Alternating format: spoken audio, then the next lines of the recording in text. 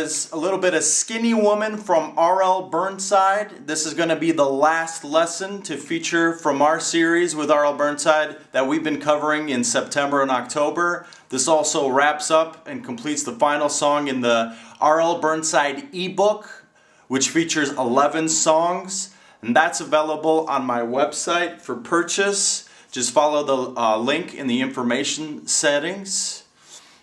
And if you haven't already checked out my website at www.deltalumusic.com, when you wait for it, there will be a pop-up prompt window for you to submit your email, and you can get a sample of the ebook, the first 6 songs out of that. You don't get the complete ebook, but you get the first 6 songs from this R.L. Burnside ebook release, just to give you a sample of how the ebooks look. They're very straightforward, easy to understand tablature, complete with all the lyrics, everything you need to know to master R.L. Burnside's music. So if you have followed along with me lately, I've been releasing a lot of videos covering artists that come out of the Mississippi Hill Country. If you haven't checked out my Mississippi Fred McDowell series, that's an excellent prerequisite and a transition into getting into R.L. Burnside's music, which I think is a little bit more complicated than McDowell's music. So thank you again for following along and helping me support my mission in saving this great music. I'm on a mission to transpose 1,000 songs, and I'm gonna knock out these artists as I go throughout the years. Your support in subscribing to me on YouTube, liking my Facebook page, subscribing to my website, keeps my mission going. So I appreciate the support you've given me through all the years. It's your positive feedback that keeps me going and makes me realize how important it is to give back. Alright, so in playing Skinny Woman, the easiest way to follow along is, if you haven't purchased the ebook already, please do so, because I look at the ebook as I'm teaching here, and it's very easy to follow along when you have the tablature laid out in front of you.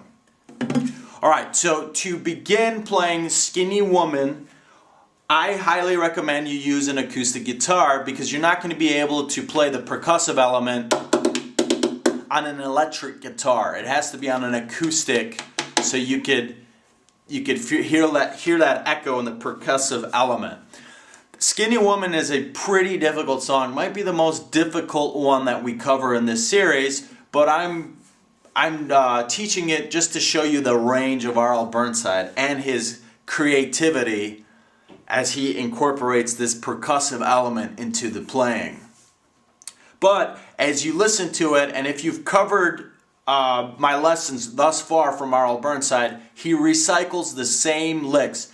In this song in particular, he's using a lick that he just extracts out of Poor Black Maddie, and it shows up again in here.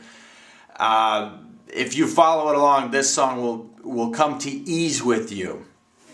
Alright, so now that you have your acoustic guitar, I highly recommend using plastic finger picks on the right hand. That's my preference. It eases, you don't scratch up your guitar, and especially like a thumb pick like this, you're able to, pulsate the bass strings, really inject a lot of force into playing that. Alright, so Skinny Woman is a piece played in open tuning, played in open G tuning, yet he is pitched a half step up from G tuning. So when you're tuning your guitar, if you're in E standard right now, the top string is going to go down to a D sharp. Now this is how it is played in the original recording, the first recordings of R.L. Burnside. I try to play as closely to the original as I can so you can follow along when you listen to R.L. Burnside. The top string is going to be a D sharp, so I'm going to play that on my end, and you go ahead and you play it on your end to match what I have going. This is my D sharp for my top string. My fifth string is going to be a G sharp.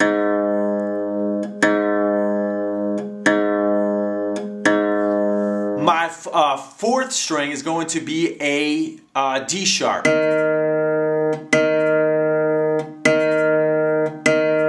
My third string is going to be a G sharp.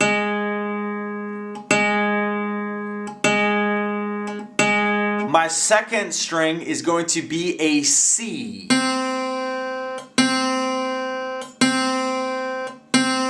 And then finally my bottom string is going to be a D sharp. And let's go ahead and play that open chord down the middle. Before we get into the introduction, I kind of have to reiterate the techniques that we looked at in When My First Wife Left Me, which I just released recently. He's utilizing the same strategies on his right hand, meaning he's got this motion with his right hand, he cocks it like this. You've got the outer lining of your palm resting on the strings like this, and your thumb is going to be resting on the fifth string like this, ready to puncture any bass notes, and that will happen. He's playing an alternating bass in this song. Your index finger and your middle finger are going to be playing the melodies or the notes found on the first, second, and third strings. Kind of the same stuff that we covered in When My First Wife Left Me, which you should watch before playing this song. So, in this song, he's doing the combination, this pinching motion, this coordination of the bass accompaniment, and the treble strings being played in conjunction. That's the easiest way to play it, and it will come throughout time with ease for you.